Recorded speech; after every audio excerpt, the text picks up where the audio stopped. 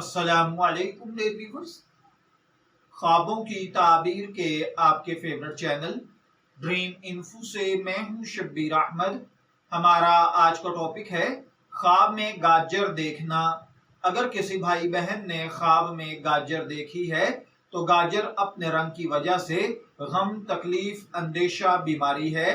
अगर कोई ख्वाब में देखे कि उसने गाजर ली है और खाई है, इसका मतलब है रंज, गम, तकलीफ में मुब्तला होगा। अगर कोई देखे कि मीठी गाजरें खा रहा है तो इसका मतलब है कि थोड़ा बहुत गम मिलेगा।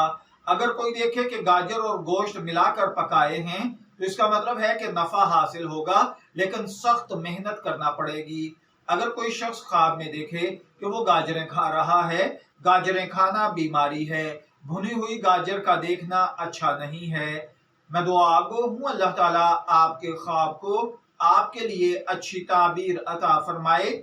शब्बीर अहमद को इजाजत दीजिए, फिर हाजिर होंगे किसी नए ख्वाब की ताबीर के साथ। तब तक के लिए अल्लाह हाफिज।